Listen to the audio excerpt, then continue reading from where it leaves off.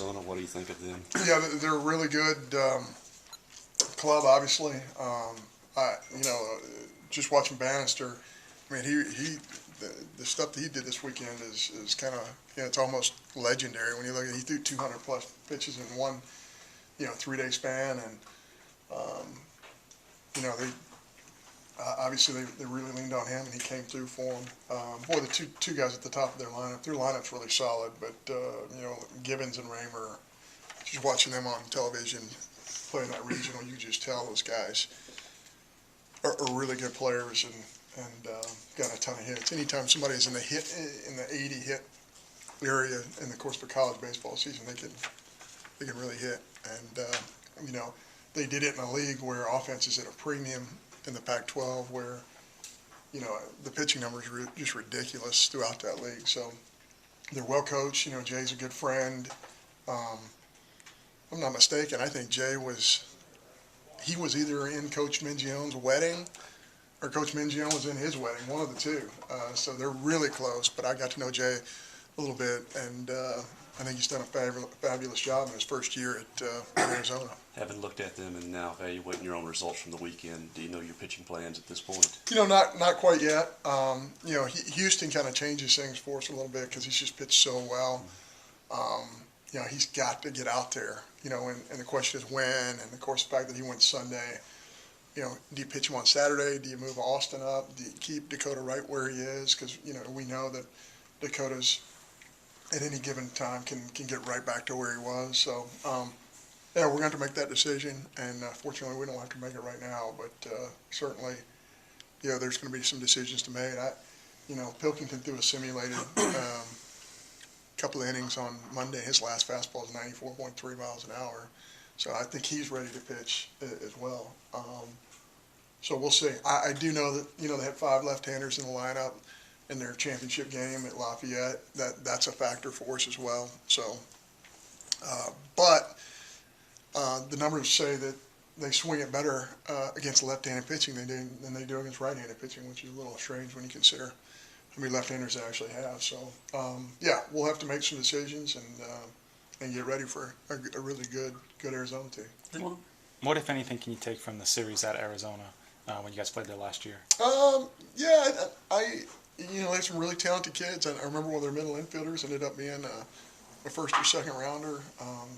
They're always really talented. They're always really well coached. They just had some really unfortunate things happen really over the last 3 or 4 years. The 12 club wins it all. And then, some parts were missing because of some injury stuff and some draft stuff. Andy Lopez is one of the great coaches in the history of college baseball. He's, a Hall of Famer. He's just a mentor, a great man. And boy, Jay's gonna be at that level. Jay Johnson's just a really, really good baseball coach. So, it was great to go out there. It was great to have them come back here, and hopefully we'll compete well against those guys. I know last year at this time that you were talking about a lot of, you not personally, but a lot of players were talked about in that draft class. Ryan Rigby and Blake Smith were not one of those, but what have they meant, the addition of those 2 guys? Oh, man. Riggs is only a sophomore, so he's not even really in that group's, age group. Thank goodness. Those guys have been tremendous. What Smith and Riggs have done for our club out of the bullpen has just been phenomenal, and I think they've been able to do it very quickly because I think we have some great leadership on our pitching staff as well. How's Reed Humphrey's hand? Yeah, I think we're in a pretty good position with that, but it's probably going to be a game time decision just because, with hitting, especially, it's a feel thing. Thank goodness we're not in February and, looking at 38 degrees because that really makes it difficult with the hand. I mean, you're looking at 97 degrees potentially on Friday. So,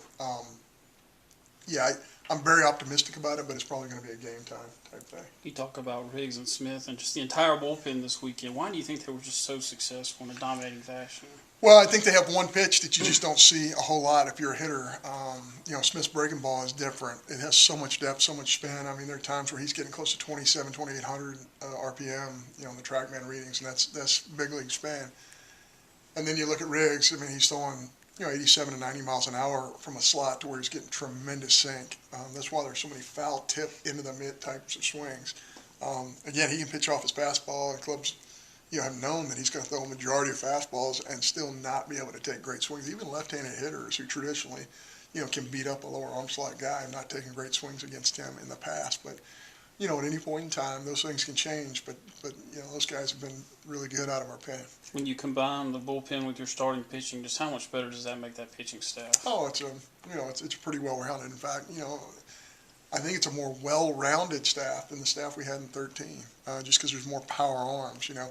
Our kids that we were starting, the Kendall Gravens of the world, who's in the big leagues now, but he didn't have that slider that he's got now, that cut fastball, and he wouldn't sit in 90, 92 like he is right now. And that's the difference between being 25 years old and being 21 years old.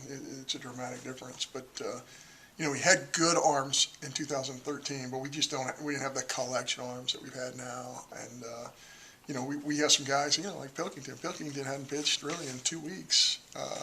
And he's a guy who has great numbers as a freshman and has done a great job for us. So we got to keep him engaged. We've had to simulate some stuff for him because we know in any moment he's going to be valuable. You mentioned 13. That year you took a team on the road to a regional dealing with the draft starting. Now tomorrow you're at home, same, but you also expect a lot of guys to have their names called. How are they handling it from what you've seen?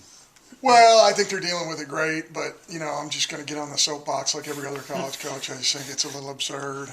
I would just love to see the look on Nick Saban's face or Krzyzewski's face if somebody walked up to him and said, hey, we had this great idea.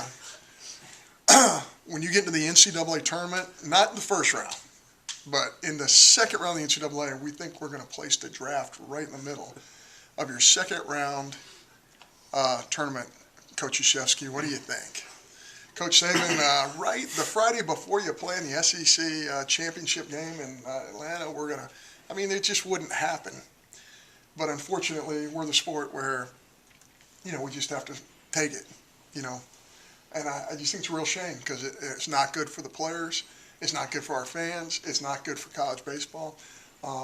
Whenever our players has a concern about them, I always tell them, don't come to me with an issue, a challenge, or a problem unless you already have the solution, because I want you to think about it. So I'm not offering a solution, which I really should, but it really, I just think it's unfortunate that they should have that distraction. You shouldn't put that on any college athlete. How does that affect maybe the rotation in the sense Dakota will likely be off the board already, know where he's going when the series starts, where Austin and Zach may not know where they're going? I just think kids respond to it differently. I felt like in 13, when Hunter was the 13th player taken overall, I think he was so relieved. And I don't know why he was really relieved, but, I think he was really relieved. How did Adam Frazier respond the next day? He went 6 for 6 in a super regional. That's how, he reacted. But, you can put a lot of pressure on yourself. You have to block it out. But when the whole world is sending you text messages and tweeting at you and all that stuff, it is hard for those kids to block it out. I think our kids do a good job of blocking out a lot of the periphery. But when you're talking about your professional future, that's difficult. And I think it's unfortunate. And I think everybody in this tournament would agree with me on that. Even my fellow coaches in the SEC would agree with that. So, but having said that, I think our kids have a great attitude about it. They're excited about it. Who wouldn't? Every child grows up wanting to play professional baseball, and that's right around the corner for them. But I think they're all focused in on wanting to, play as deep in the postseason as we possibly can. Do you think Dakota will be one of those guys who will be relieved to have it behind him? Human nature tells you yes, anybody would be relieved in that situation. You might not get drafted where you want to get drafted, but it's over. There's some finality there instead of just wondering. And that's why, again, I just think it's a little unfortunate. It's unfair. There's nobody really to blame. It's just kind of a flawed system that needs to be changed.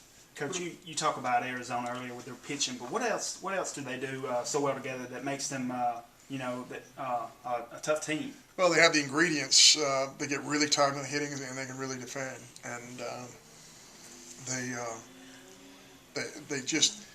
have that really nice mix. They have some older guys at the top of their lineup who really make them go, who have great numbers, and they have some older pitchers too. And I think what Jay has done, he's really rallied that program from the standpoint of those guys have gotten punched around a little bit like our kids did last year. They've gotten punched around a little bit by the game, and they have a little bit of a chip on their shoulder. That's how they play. So they're wanting to make a statement, and they're well coached, and they're going to be ready. You made several comparisons before, both the 13 team and this team. What I guess kind of behind the scenes maybe, but the personality of the two clubs. How would you kind of compare and contrast that 13 team that got to this point and this team? Well, both those clubs are really confident and they're really loose. They're relaxed. They're fun to be around in the dugout. They have their own little traditions. And it's really important. This team, this 2016, has their own traditions. They don't have the same traditions that the 2013 has. They created their own identity. But you got to be solid up the middle, and I feel like we are, especially defensively. And you really either have to have a dominant club out of the bullpen, or you got to be really good on the front end of ball games. One of those two things has to happen for you to make a really deep run.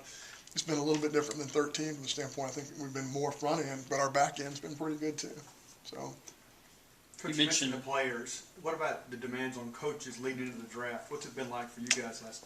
I would imagine, I've never traded on the New York Stock Exchange, but I would imagine it's very similar to that. You gather as much information as you can because we have a recruiting class that's hanging in the balance. We have our juniors and draft eligibles who are hanging in the balance, and I think Mississippi State fans still want us to win next year, no matter what happens. So, I use that expression as a stockbroker. I would assume as a trader, you absolutely are responsible to your clients, your customers. Our customers are Mississippi State and the players we represent. And, when you're talking about 18, 19 years old, hey, how about 500,000? How about $1 million? How about 750? How about $150,000? Every family's different. Every kid's different. They all have special needs. So we have to be an expert, really, in going into the draft. We have to be an expert on the financial end of about 30 kids. And every Division I coach at the high levels has to do that, especially in the Southeastern Conference. It's just something that we do. And quite frankly, it's something that we enjoy doing. It just, you have to pull out the magic 8 ball, shake it around a little bit, and hope that you get it right. Because if you don't, we just to give you an example, a year ago, when Nathaniel Lowe was coming into our program, he's going to be drafted. I remember talking to 3 scouts like, hey, it could be a 10th round, 150,000, and you're sitting here going, is Nate Lowe going to show up? It's, what's our club look like right now without Nate Lowe? And it's not just Mississippi State. It's every club that we compete against at this level. That is the difference between winning an SEC championship and finishing in last place. Not the one guy, but it's certainly an issue. It's something that keeps you up at night. You get as much info as you possibly can. You mentioned Reed being a game time decision. How have Cody Brown and Mike Smith kind of handled the possibility of knowing that they're going to play this week in practice? Those guys are always ready. And in fact, that's one of the things on our bench. We want all those guys to have a bat in their hands at all time. We want them to be charting. We want them to be ready when their time comes. So, those guys are ready just in case. The thing about Reed that's so interesting, as you all know, is he's kind of a 2-for-1 guy. You lose that guy, it's like losing a pitcher on your pitching staff who's a closer with a great arm. And you're losing a guy who got a bunch of hits this weekend. So we're kind of starting the process out slow with him. We're not really pushing him right now. And again, it'll be a game time decision, and hopefully we'll have him back. I guess what's the number in your head when you look at the incoming class in the draft that you're kind of worried about that may be on that fringe zone, like a Nathaniel Lowe of last year? I'm going to say we're pretty concerned about 12 kids, which is the good news, bad news. The good news about that is, hey, you're recruiting the right guys. The bad news is it can get destroyed in a heartbeat.